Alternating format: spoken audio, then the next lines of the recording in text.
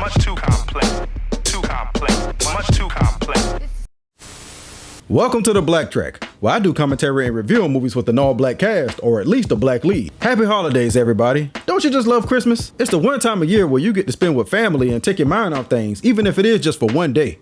Unless you're the people in this movie, in which case you like to make things as miserable as possible for everybody involved. The Best Man holiday picks up not just 14 movie years, but also 14 real-life years after the events of the first Best Man movie. The characters in the movie have not only grown more in terms of their personalities, but the actors playing them definitely come across as a lot more seasoned than the last outing. They all were already great actors, but you can tell that this movie came years after other roles where they had time to really hone their craft and come into their own. The Best Man holiday title pretty much speaks for itself. Everybody comes together to spend Christmas at Lance and Mia's house, only to learn that they really haven't resolved any of their own personal issues, not only with themselves, but with each other. Which is kind of crazy considering how long it's been. Where the first movie tried to be a black version of My Best Friend's Wedding, Malcolm D. Lee was partially inspired by the movie The Big Chill for his sequel. The original Best Man movie leaned more on the dramatic side for the most part, as far as the tone goes, but for the Best Man holiday, Malcolm Lee makes a decision to make it primarily a comedy. On top of that, since majority of the cast was established already, there was more time to fully develop characters that didn't have enough time to be fleshed out in the original. This is the most modern movie I've done on the BlackTrack, and it's definitely not going to be a habit. The BlackTrack is for the old school, baby! But I decided to make an exception. One, because it's the sequel to the movie that I just covered, and it's also a Christmas movie, so I figured why not? Sometimes a sequel can get weighed down by the expectations and nostalgia people have for the original. But did the Best Man holiday do enough in 2013 to keep the characters as interesting as they were in 1999? Let's BlackTrack and find out.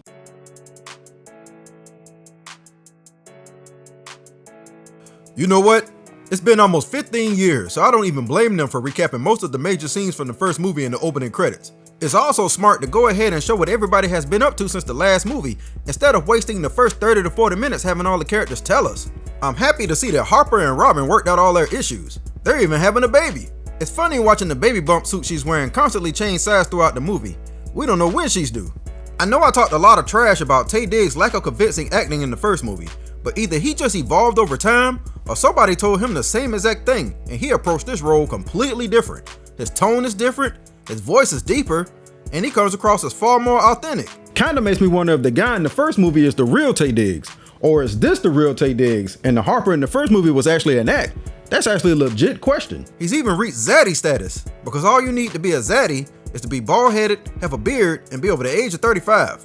Harper basically became a one-hit wonder after his first book, and his publisher is trying to pressure him to do an autobiography on Lance, but wouldn't you know it, they haven't really spoke since the wedding. What the hell? I thought they prayed about this and agreed to let go and let God in the last movie. So basically they just made it through the wedding and agreed to never speak about this again, as well as to each other it seems. Jordan seems to be doing much better. She left BET and is now working at MSNBC. Look at all those Emmys and stuff. Just in case you need proof she's killing the game. She even finally had time to find love, but ain't this a blur? Sister done took a walk on the wild side. Julian was kind of the straight man in the first movie, but here he picks up a little bit of the comedy duty. He's not laugh out loud funny or anything, but it's obvious the man could easily do unintended comedy if he has to. He's successfully running a school with his wife Candace. That's right, buddy. No more Candy the stripper for her. She's moved up in the world and no longer has to shake that ass for cash. But there's a saying that says that you shouldn't turn certain women into housewives, and the reason for that is that it could come back to bite you. Julian loses out on grant money because an old video of Candace resurfaces, showing her taking money for, special favors we'll say. The video has full frontal nudity and everything on it. I thought this was a Christmas movie. Apparently, life got in the way for all these so-called friends. So much so that Mia had to invite everybody to their house for Christmas just so they could all see each other for a change. Damn, look at that house. The McAllisters ain't got nothing on this. It's crazy that Lance is still giving Harper the cold shoulder. It's been like 15 years, man. Give it a rest. Looks like you got 3 kids. Trust me, you're the only hand in that cookie jar these days. Everybody else seems to be doing good in life, but the underlying theme is that this movie is just like the first movie. They all have underlying issues. Well, except Quentin. Quentin always gonna be Quentin. Harper lost his job and has writer's block. His wife Robin is paranoid about her pregnancy and still doesn't like Jordan. Well, for good reason. Julian is insecure about Candace's past, and for some reason, they're still friends with Shelby, who's an insufferable reality TV star, and a terrible mother to a daughter who's terribly underwritten in this movie.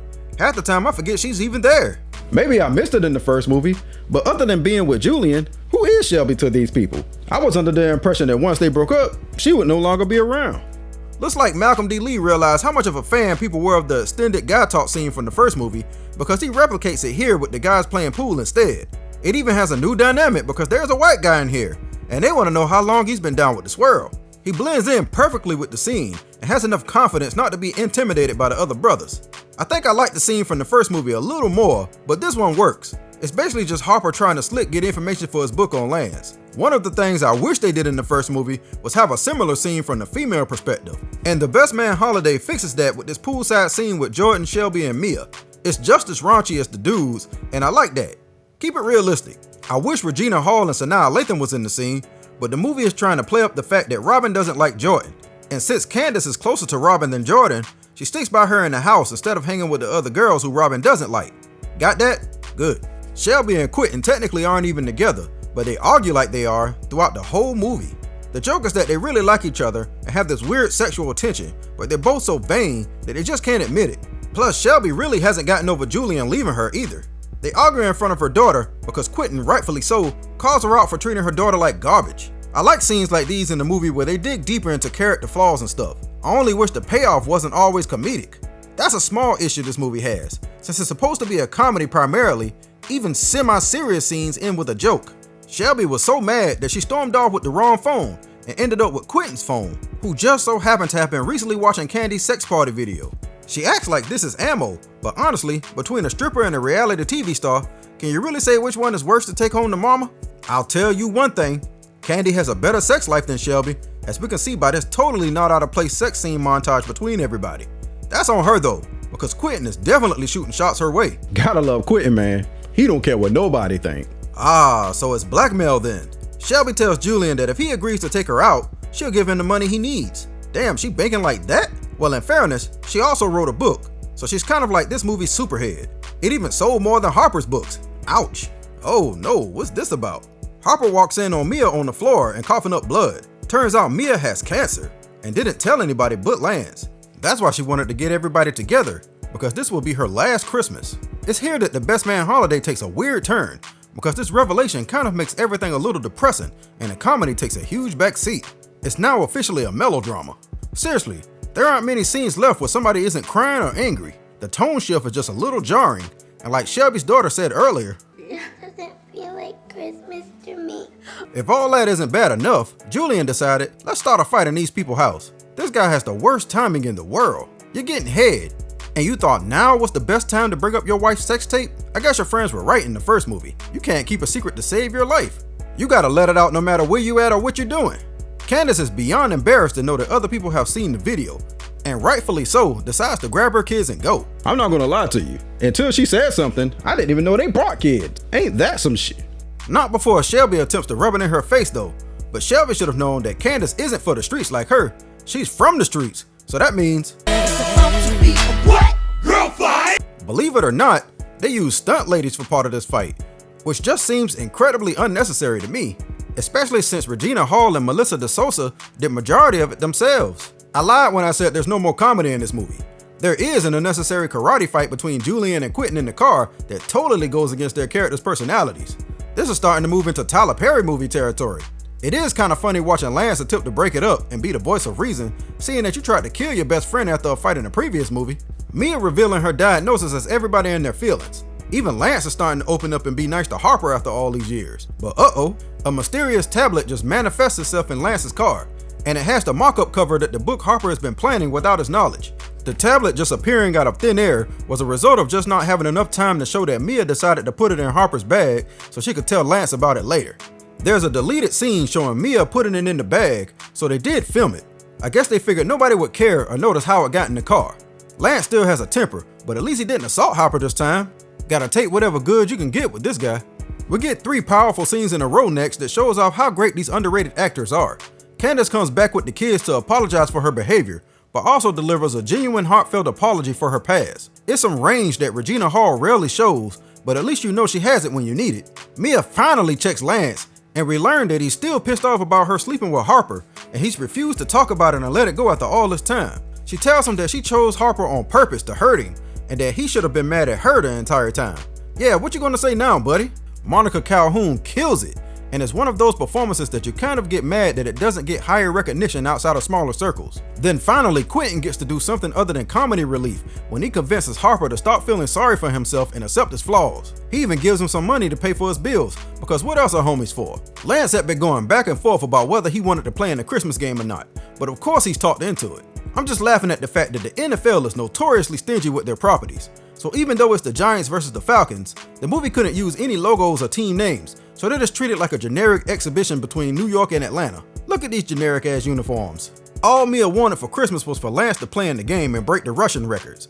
And whatever Mia wants, Mia gets. He rushes home from the game to have a touching Christmas moment with Mia before we fade into her funeral a few days later. I don't like funerals in real life, so of course I'm not a big fan of them in movies, especially ones that drag out like this. It's not quite as long as the wedding from the first movie, but it's long enough to elicit a reaction from the audience. I'm not crying, you crying. They even do a callback to the first movie when Anthony Hamilton and Marsha Ambrosius sang Ass by Stevie Wonder. That song had nothing to do with Mia though. That was the song that Harper and Jordan almost had a session to in college. I guess they figured, hell, we got the rights to the song, we gonna put it somewhere. The best part of this is that once Harper delivers the eulogy, he's there for his best friend Lance in his moment of need, just like Mia said he would be. This is a powerful moment for Morris Chestnut, and Malcolm Lee said that he just laid out and played the background and let him express his emotions any way he wanted to. Good stuff. Now, after all that powerful emotion, you would think that the Best Man holiday would just end it right there. But nope, we get more poorly timed comedy with Quentin and Shelby in the bed, and Harper and Lance having to rush Robin to the hospital to have her baby. I can excuse the baby delivery scene though, because it's kind of hilarious that after everything, Lance gets to get up close and personal with Robin's privates to deliver the baby in the back seat. That's karma, baby. That's probably what they should name the child. In the end, Harper writes Lance's autobiography, and this time they do all live happily ever after, having resolved all their issues. But hold up, Quentin gotta set up a sequel first. Quentin's getting married. Yeah, and Harp, I want you to be my best man. But one thing, you better not have fucked her. Well, if it's who I think it is, Julian definitely slept with her.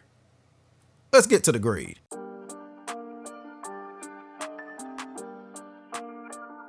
As I said in my video for The Best Man, the original movie left a few things open-ended.